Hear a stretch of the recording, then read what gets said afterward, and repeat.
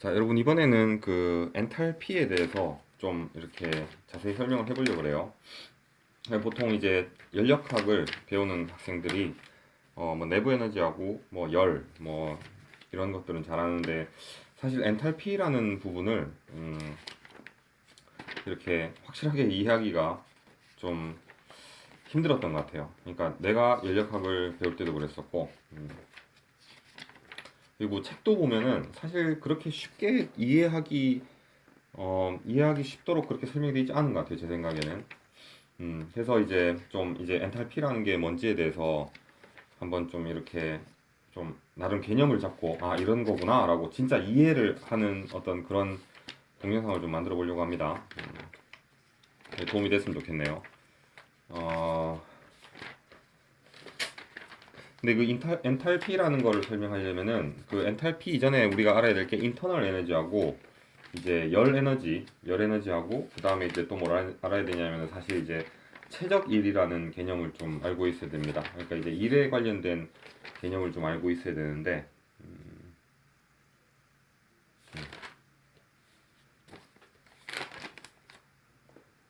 자 시작해 봅시다. 그러면은 일단 이제 그 일부터 시작해 보죠. 사실 제목에도 일을 썼어야 되는데 결국엔 일이 이제 에너지고 그게 이제 열하고 연결이 된다는 거에서 시작을 할 텐데 자 여러분 다 알다시피 이제 일은 뭐냐면은 W는 F 힘 곱하기 거리죠, 그죠? 그래서 거리를 이제 S라고 표현합시다. 그래서 이제 힘의 단위는 뭐냐면은 보통 뉴턴이고 거리의 단위는 미터입니다, 그죠? 그래서 뉴턴 미터를 우리가 뭐로 표현하냐면은 줄로 표현해요. 자, 참고로 얘기하면은 이 일의 단위, 그 다음에 열 에너지의 단위, 그러니까 에너지죠, 그죠? 열 에너지의 단위, 그 다음에 이제 내부 에너지의 단위, 엔탈피의 단위는 다 똑같은 줄입니다. 그러니까 다시 얘기하면 다 결국엔 에너지란 얘기죠. 그러면은 도대체 이 에너지, 인터널 에너지, 엔탈피는 도대체 뭐냐?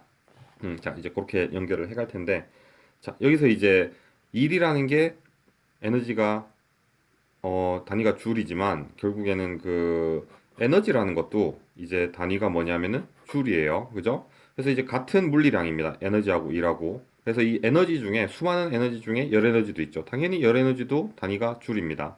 그죠? 뭐 이제 줄을 쓰는데 자, 일과 에너지의 차이를 일단 알아보자면은 일은 뭐냐면은 우리 현실 세계에서 이미 이제 벌어진 결과물 같은 거예요. 에너지는 아직 결과가 일어나지 않았지만 그 결과를 일으킬 수 있는 잠재력이라고 생각하면 됩니다. 그래서 이제 뭐 쉽게 얘기하면 일은 이미 쓴 돈이고 이제 에너지는 은행에 이제 저장돼 있는 돈 이렇게 생각하면 되죠. 음. 그래서 이제 결국에는 유닛은 같은 거예요. 근데 이제 현실 세계에서는 효율이라는 게 존재해서 효율, efficiency. 실제로는 이게 서로 이렇게 뭐 완전히 100%다 전환되고 이런 거는 좀 많이 어렵죠. 기술이 발전하지 않으면은. 그래서 이제 일 손실이 있을 수도 있고 뭐 그렇습니다. 그래서 대표적으로 우리가 아는 내연기관이라는 게 열 에너지를 운동 에너지로 변환하는 장치죠. 그죠? 엔진이라는 게. 근데 이제 당연히 대부분의 열 에너지가 다 일로 가진 않습니다. 자, 그건 이제 왜냐하면 우리가 구현하는 방법에 한계가 있기 때문이에요. 구현하는 방식에 특히 팽창을 이용해서 이렇게 일로 변환하는 방식 이런 게 대표적인 게 이제 그 피스톤 실린더 시스템 뭐 가열에서 뭐 이렇게 피스톤을 민다든가 아니면 가스 터빈 이런 식으로 팽창을 이용하는 시스템에는 기본적으로 이제 그 작동 온도에 의해서 그 효율이 이렇게 어떤 식으로 구현을 하든 간에 그 효율이 한계가 있을 수밖에 없습니다. 이 팽창을 이용하는 경우는. 자, 그거에 대해서도 이제 아마 좀 이해하는데 도움이 될 것 같아요. 이 내용을 설명하면은. 그래서 어쨌든 에너지는 잠재력이고 그 잠재력을 발현해서 변화를 일으킨 것이 일이다. 이렇게 생각하면은 요 일과 에너지를 구별하는 데 편합니다. 이게 내가 얘기한 게 각각의 어떤 정의라는 게 아니라 요 일과 에너지를 구별하는 데 편하다는 거죠. 자, 그러면은 열이라는 게 똑같은 에너지예요. 결국에는 열이라는 것도 일로 변환될 수 있는 잠재력이죠. 그죠? 그 잠재력입니다. 그래서 100의 열이 있을 때 100의 열 중에 이제 50만 일로 변환했다. 나머지 50은 뭐 이렇게 열이 밖으로 디퓨즈 돼서 나가고 열 전달돼서 나가고 뭐 이렇게 뭐 잊어버렸다. 이러면은 이제 그 시스템은 효율이 50이 되는 거죠. 그죠? 그리고 또 하나 재밌는 게 실제로 일을 열로도 변환할 수 있는데 그거는 효율이 좀 더 떨어지는 것 같아요. 생각보다 그렇게 일을 다시 열로 변환시키는 메커니즘은 효율이 높지 않은 것 같아요. 근데 우리는 이제 열을 일로 변환시키는 장비들을 굉장히 많이 써서 우리 현실에 많이 쓰고 있죠, 그죠? 뭐 발전소도 그렇고, 자동차도 그렇고, 비행기도 그렇고, 다 그렇습니다. 자, 서론이 좀 길어졌는데 이제 시작합시다. 어쨌든 에너지는 잠재력이라는 거고, 일은 그게 이제 현실에서 그 잠재력이 구현돼서, 발현돼서, 실제로 힘으로 얼마만큼 움직였다는 거죠. 자, 그러면은 이제 우리가 이 에너지에 대해서 이제 얘기를 좀 해볼 필요가 있어요. 자, 에너지라는 게 이제 뭐냐면은 그 일을 할 수 있는 잠재력인데 뭐 풍력 에너지, 뭐 위치 에너지, 뭐 또 뭐 전기 에너지 다양하게 있습니다. 그중에 우리가 특히 기계공학에서 관심 있는 거는 열 에너지예요. 열 에너지. 자, 열 에너지라고 하는데 이 열 에너지라는 거는 재밌는 게 뭐냐면은 기본적으로 온도차라는 게 존재해야 됩니다.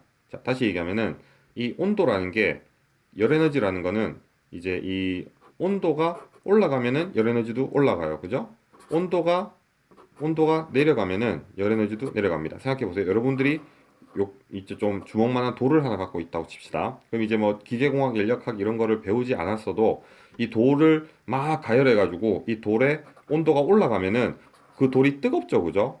그리고 그 돌을 그냥 뭐 조금만 가열했어요. 그죠? 조금만 가열했으면은 그냥 좀 미지근하겠죠. 그죠? 그러면은 예를 들어서 따뜻한 돌하고 뜨거운 돌이 있을 때 둘 중에 어떤 게 더 에너지가 많습니까? 당연히 이 뜨거운 돌이 에너지가 많죠. 이런 거는 이제 안 배워도 우리가 아는 겁니다. 그죠? 역학을 배우기 전에도 우리가 아는 거예요.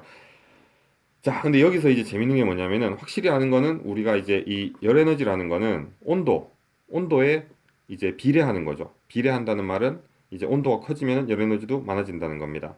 근데 이게 이제 그 비례한다 그래서 사실 그냥 열을 많이 가해줬더니 뜨겁더라. 적당히 가해줬더니 그냥 따뜻하더라. 뭐 이렇게 그냥 두리뭉실하게 얘기하는 건 사실 공학이 아니에요. 공학이라는 거는 엔지니어링은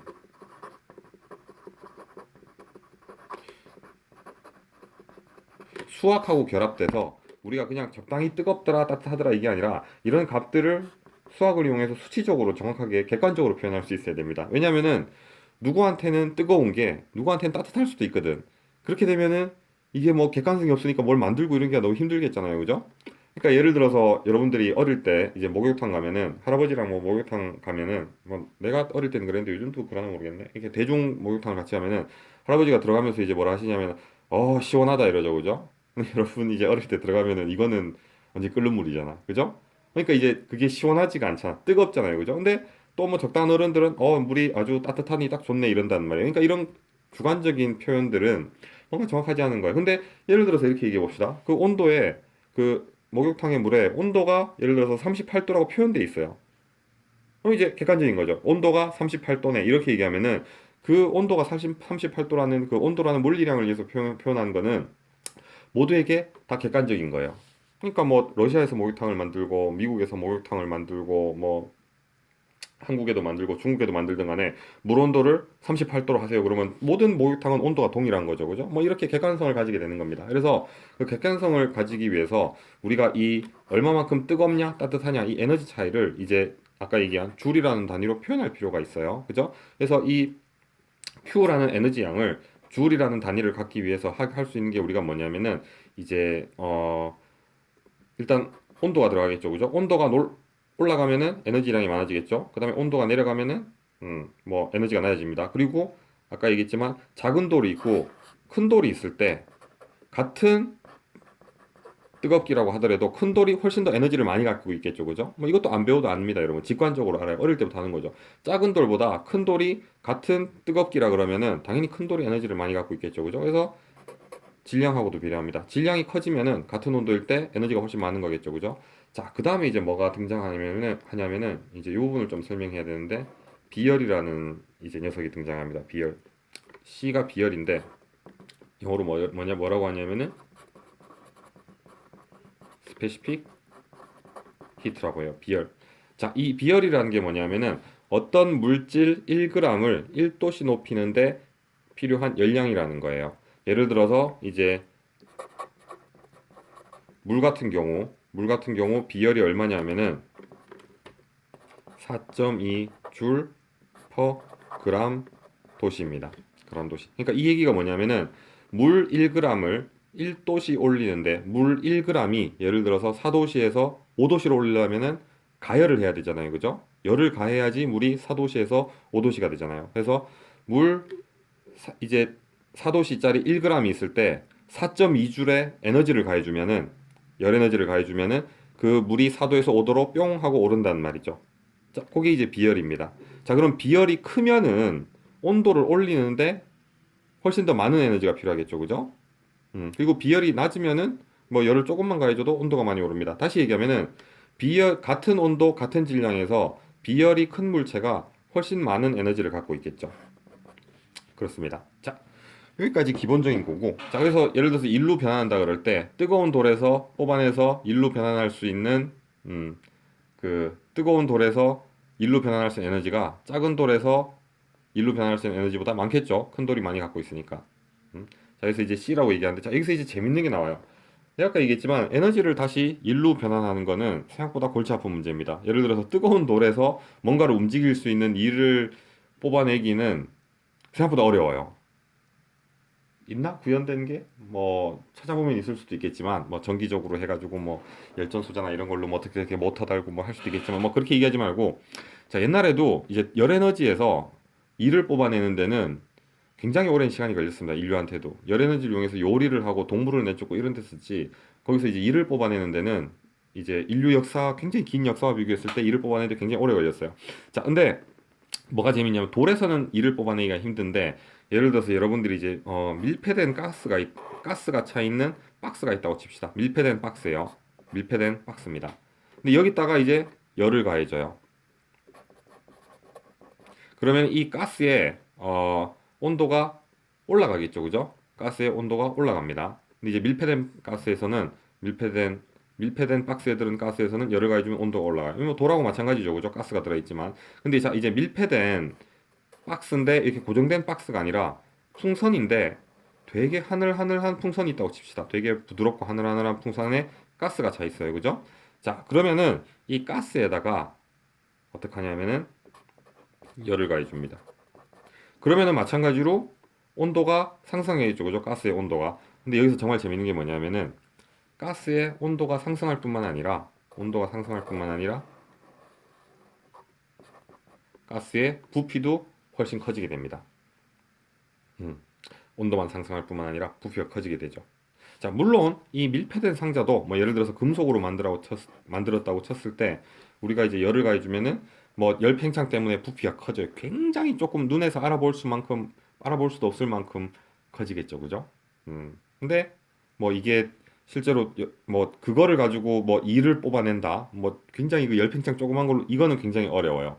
근데 자, 여러분, 내가 가스에다 열을 가면은 부피가 팽창된다 그랬어요. 근데 더 재밌는 게 뭐냐면은 요 굉장히 쪼그라든 작은 풍선 있죠, 그죠? 이 안에다가 뭘 넣냐면 소량의 물을 넣습니다. 물을 뭐 한 몇 cc 정도 넣어요. 그 다음에 이제 이 풍선이, 이건 좀 설명하기가 어렵겠다. 뭐 풍선이 이제 뭐 예를 들어서 열에 견딘다 쳐서 여기서 이제 열을 가하는 거죠. 가해서 이 물이 이제 열을 가했을 때 액체 상태에서 얘가 뭐냐면 이제 증발을 하는 거예요.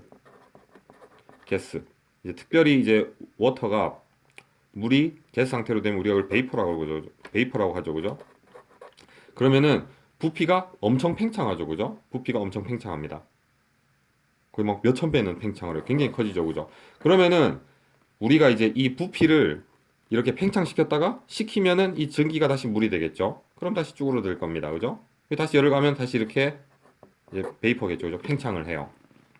자, 이게 이제 전기기관 발명의 이제 시초인데, 이게 이제 굉장히 재밌습니다. 자, 여기서 이제 재밌는 게 뭐냐면은 실제로 이 경우에 부피가 팽창하는 거를 내가 이제 일로 변환하는 게 우리가 열 에너지를 이제 일 에너지로 바꾸는 전기기관하고 연관이 있다 그랬어요. 자, 거기 이제 재밌는 게 왜 그러냐면은 일은 힘 곱하기 거리인데, 이렇게 여러분들이 묻겠죠. 아니, 일은 힘 곱하기 거리인데 부피 팽창이 일하고 도대체 무슨 상관이 있냐는 거죠.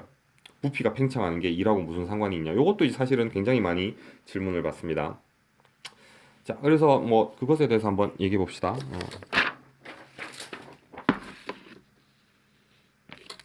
자, 아까 얘기했듯이 F, F는 F가 아니고 work, 일은 F 타임스 S예요, 그죠? 이제 1이라는 거는 힘 곱하기 거리입니다. 그죠? 근데 이렇게 생각해 봅시다, 여러분. 압력이라는 게 있죠. 그죠? 프레셔는 뭐냐면은 압력이라는 거는 힘 나누기 힘이 작용하는 면적이에요. 예를 들어서 F가 여기 있고 이렇게 여기 이제 A가 있을 때 이 힘이 작용하는 거를 면적으로 나눠서 골고루 표면에 작용하는 힘으로 바꾸면은 그게 이제 압력이 됩니다. 그죠? 자, 그 다음에 이제 재밌는 게 뭐냐면은 사실은 요게 내가 W는 FS라고 썼지만 정확히 얘기하면은 W는 F 타임스 델타 S예요. 거리의 차이죠. 그죠? 시작점부터 끝점까지. 그게 이제 움직인 거리가 되고 요게 사실은 더 정확한 표현입니다. 이렇게 쓰는 것보다는.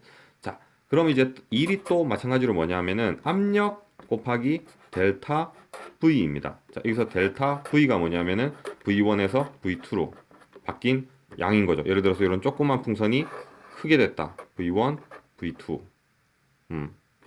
이거를 V1이라고 하는 게 낫겠네요. 그죠? V1, V2. 그래 음수가 안 나오니까. 그래서 이제 뭐 이 두 개의 부피차가 결국에는 1이 됩니다. 부피차에다가 압력을 곱하면은 1이 돼요. 자, 요 부분이 얘랑 왜 같냐면은 해보면 됩니다. 자, 여러분 단면적이 있을 때 단면적이 A라고 있을 때 예를 들어서 이제 L이라는 거리가 있다고 칩시다. 단면적과 거리를 곱하면은 이게 뭐가 되냐면은 결국에는 최적이 되죠. 그죠? 볼륨이 됩니다. 단면적 곱하기 거리는 볼륨이 되죠. 그러면은 볼륨이라는 거는 결국에는 단면적 곱하기 L로 나타낼 수 있는 거예요. 그죠? 그럼 이제 이게 뭐냐면 압력이라는 거는 아까 얘기했듯이 힘 나누기 단면적이고 요 최적이라는 결국에는 곱하기 단면적 곱하기 거리가 되는 겁니다. A 캔슬되면 결국에는 F 타임스 L이고 요 L이라는 거는 길이죠. 그죠? 델타 S랑 같죠? 그래서 결국에는 P 델타 V하고 F 타임스 S하고 둘 다 뭐냐면은 1이 되고 유닛은 줄이 되는 겁니다. 이렇게 나옵니다. 자, 그래서 실제적으로 기계공학에서는 우리가 1이라는 걸 얘기할 때 보통 힘 곱하기 거리로 뭐 1을 얘기하는 경우는 거의 없어요. 기계공학에서는 대부분 압력 곱하기 부피 변화로 대부분의 1을 묘사합니다. 열역학, 열전달, 유체역학 뭐 다 결국엔 우리는 압력 곱하기 거리 이제 압력 곱하기 이제 최적 변화량을 더 많이 써요. 자, 그래서 이제 요 P 델타 V 압력 곱하기 최적 변화량이 힘하고 같다는 걸 알겠죠, 그죠? 그래서 이제 풍선 같은 경우도 아까 얘기했듯이 작은 풍선에서 큰 풍선이 되면은 밖에 이제 대기압이 있죠, 그죠? 이 풍선에도 압력이 있습니다. 그 압력 곱하기 최적 변화량이 뭐냐면은 이 풍선이 한 일이 되는 거예요.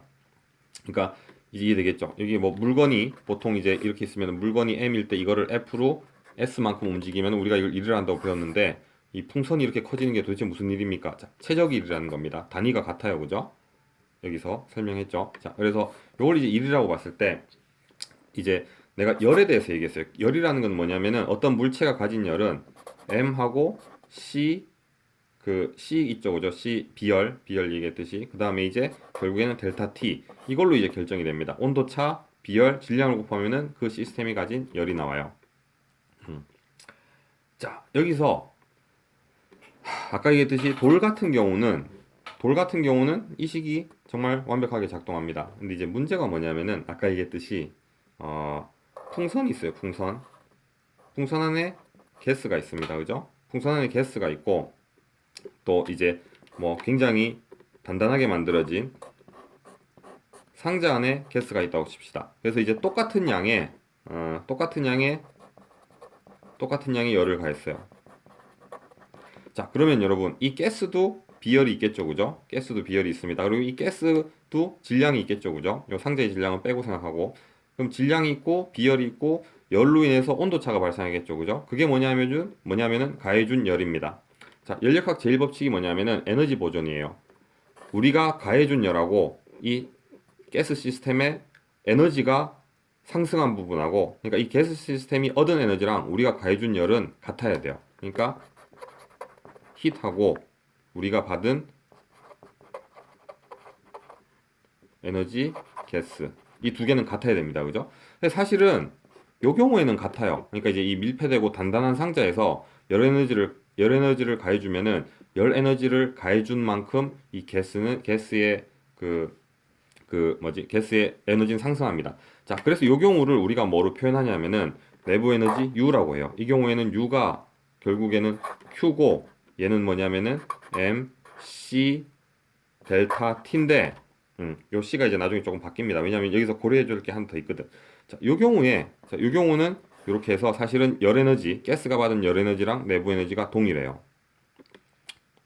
가해준 열 에너지 Q하고 가스의 내부 에너지 상승이 동일합니다. 그리고 이 경우에도 내부 에너지 같은 경우는 이제 그 두 상태의 차이로만 있어요. 에너지를 받기 전, 받기 후. 그래서 이제 델타 U는 Q 가해준 열만큼 이제 온도 변했다 이거죠, 그죠?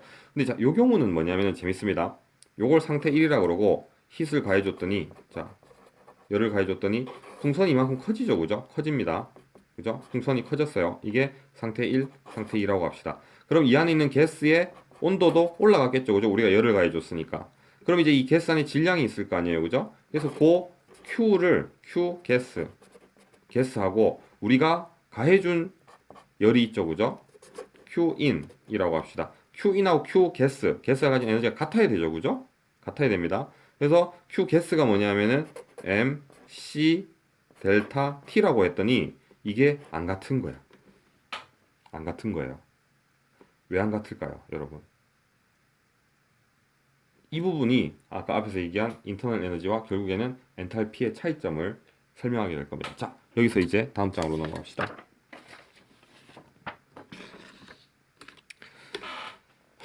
자, 앞에서 얘기한 부분 중에 이제 핵심이 뭐냐면은 이제 이런 풍선에 가스가 들어있고 Q인 열을 가해준 거죠, 그죠? 그랬더니 풍선이 더 커졌어요.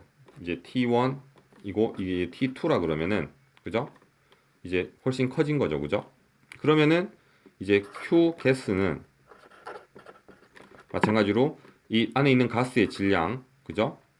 Q 가스는 질량의 가스의 비열, 그죠? 비열하고 그 다음에 델타 T가 곱해져야 되는데 이게 안 같은 거죠. 이게 우리가 가해준 열하고 안 같은 겁니다. 사실 이게 좀 더 작아요. 이상하죠? 에너지 보존 법칙, 연력학 제일법칙에 의하면은 우리가 가해준 열하고 전체 시스템의 에너지가 같아야 됩니다. 자, 내가 이제 설명하겠습니다. 그게 왜 안 같냐면은 우리가 그 부분을 한 에너지 부분을 빼먹은 게 있어요. 자, 우리가 예를 들어서 어떤 열량이 100이 있을 때, Q가 100이 있을 때 이걸 어떤 시스템에 공급을 합니다. 그래서 그 시스템이 예를 들어서 80의 일을 했어요. W로 80만큼 했어요. 그죠? 그럼 나머지 20이 없어지지 않죠? 그게 뭐냐면 연력학 제일법칙입니다. 에너지는 보존된다는 거죠. 그러면은 거기에 Q20이 있어야 돼요. 그래서 전체 에너지량이 여전히 일하고 나머지 뭐 이렇게 소모되는 열로 이렇게 된다고 하더라도 에너지는 보존돼야 돼요. 자, 여기서도 마찬가지로 우리가 열을 가해줬지만 풍선이 팽창했죠, 그죠? 팽창했기 때문에 P 델타 V가 뭐냐면은 여기서 이제 우리가 열을 가해줬을 때 이 열은 온도를 상승시켜서 비열 질량 델타 T로 가스 에너지 자체도 올렸지만 그 에너지도 올리면서 동시에 팽창까지 했기 때문에 그 팽창한 부피만큼 주변에 압력이 있겠죠, 그죠? 풍선이 압력이 없으면 무한대로 커질 거 아니에요, 그죠? 그러니까 압력에 해준 만큼 이 최적일 있죠, 그죠? 이 W를 이제 W 볼륨 월크 이거를 최적일을 더해줘야 되는 거예요. 그래서 사실은 Q인은 뭐냐면은 결국에 이렇게 됩니다. Q 가스 에너지가 이제 그 가스가 가진 에너지의 증가량 더하기 이제 W VOL 이렇게 표현해야지 맞는 거예요. 자, 이거 다시 쓰면은 Q 인은 뭐랑 같냐면은 Q 가스 더하기 P 델타 V인 거죠. 그죠? 압력하고 이제 이 가스의 최적 변화를 포함해 줘야 됩니다. 그래야지 그게 우리가 전체 공급해준 그 이제 에너지가 되는 거예요. 그죠? 자, 그럼 이제 여기서 재밌는 게 아까 이제 내가 밀폐된 박스 변하지 않는 상자에서 이제 가스가 있고 온도 원이 있습니다. 근데 우리가 열을 넣어줬어요. 이제 Q인이라고 합시다. 열을 넣어줬더니 얘가 이제 어떻게 변하느냐면은 가스가 T2가 됐어요. 그죠? 그럼 이 경우에는 미안합니다. Q는 가스의 질량 M, 비열, 델타 T를 하면은 이게 그냥 가스 에너지 변화예요. 그리고 이게 Q인이 Q 가스랑 같습니다. 이 경우 우리가 이제 이걸 뭐라고 하냐면은 U 가스라고 하고 이거를 internal 에너지, 내부 에너지라고 합니다. 그죠? 자, 그래서 이제 Q에 대해 설명했고 W에 대해 설명했고 내가 이제 인터널 에너지 U에 대해서 U까지는 설명을 했습니다. 참고로 대문자를 쓰는 물리량들은 전체 질량에 관한 거고 소문자 Q, 뭐 W, 그다음에 U 이런 소문자들 여러분들이 연력학책에서 많이 볼 텐데 소문자들은 이거를 전체 질량으로 나눕니다. 그래서 이제 단위 질량당이라는 거예요. 뭐 그것까지 지금 설명하면 좀 복잡할 것 같으니까 일단 이렇게 설명하면은 자 인터널 에너지가 되는데 자 아까 마찬가지로 이렇게 팽창한 풍선에 대해서는 Q 인이 뭐냐면은 자 Q 게스죠 그죠? 게스의 상승한 에너지 MC 델타 T Q 게스 이제 상승한 에너지하고 더하기 최적 E를 더해줘야 돼요. P 델타 V를 해줘야지 이게 우리 전체 열량이 되는 거예요. 왜냐 팽창하면서 일이 생겼으니까 그죠? 자 여기서 Q 게스는 뭐냐면은 이렇게 결국에는 밀폐됐을 때 상승한 에너지랑 같은 양인 거예요. 그래서 다시 얘기하면은 QE는 뭐냐면은 이제 내부 에너지 U 게스 더하기 P 델타 V가 됩니다. 그죠? 내부 에너지 그러니까 온도 상승만으로 변한 가스 자체의 에너지에 최적 변화량을 넣어줘야 되는 거죠.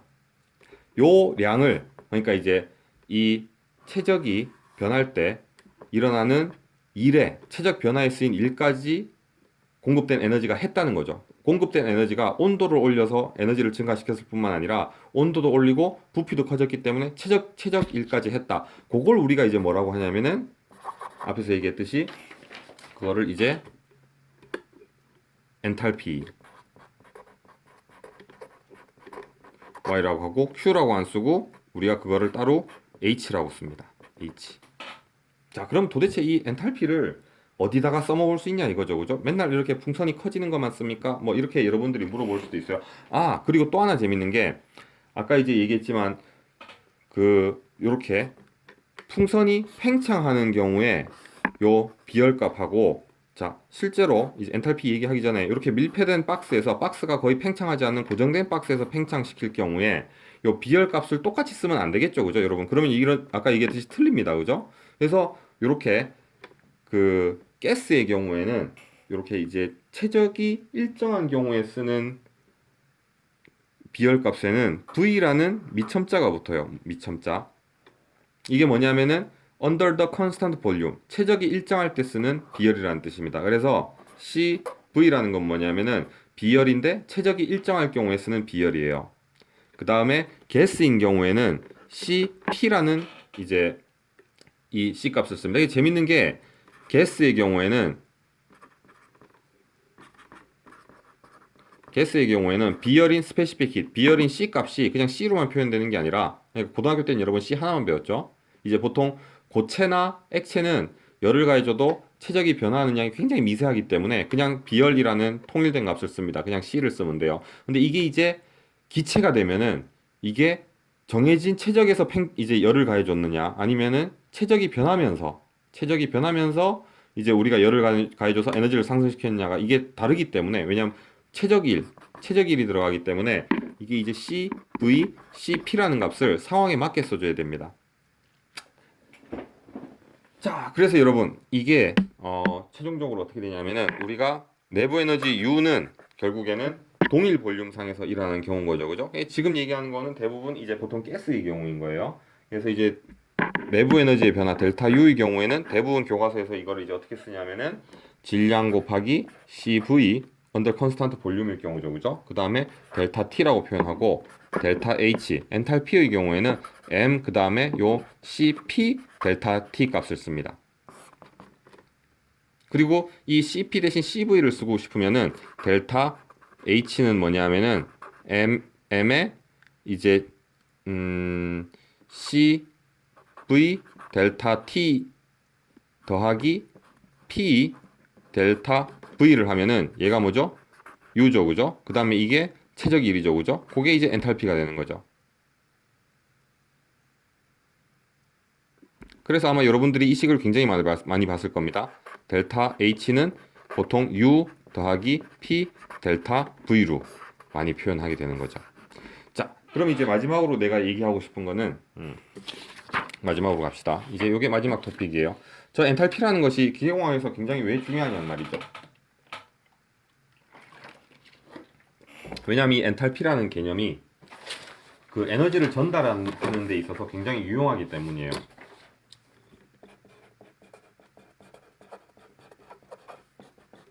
자, 이 엔탈피는 최저기를 포함하고 있다 그랬죠, 그죠? 자, 이 경우를 생각해 봅시다, 여러분. 예를 들어서 파이프가 있어요, 그죠? 그 다음에 일로 이제 뜨거운 가스를 이렇게 이동시킵니다. 뭐 뜨거운 가스가 아니고 일반 가스를 이동시키고 여기다가 이제 Q인을 열을 공급해 주는 거죠. 이 파이프를 달구는 거예요. 그러면은 콜드 가스가 핫 가스로 돼서 나오겠죠, 그죠? 자, 근데 우리가 원하는 건 뭐냐면은 우리가 요 에너지의 양을 얼마를 넣어줬단 말이에요. 그러면 그 에너지 넣어준 만큼 그 가스의 에너지가 상승해야 될 거 아니에요. 그죠? 자, 그 경우에 이게 재밌는 게 뭐냐면 보통 이쪽도 대기압, 여기도 대기압, 동일 이제 압력이라고 칩시다. 그러면은 우리가 여기서 이제 최적 상승을 생각하지 않고 그냥 내부에 남은 에너지만 써가지고 이 가스가 가진 U1, U2다. 그래서 우리 Q인, 우리가 총 공급해준 에너지, 이 에너지가 다 돈이죠, 그죠? 우리가 공급해주니까 공급해준 에너지가 그냥 U2 빼기 U1이라고 하면은 안 맞는 거예요. 뭔가 양이 새는 거야. 여러분이 이제 왜 그런지 알죠? 왜냐하면은 가스가 통과하면서 열을 받으면은 그냥 온도 상승에 따른 내부 에너지만 올라가는 게 아니라 이 가스가 이 관을 통하면서 부피도 팽창을 합니다.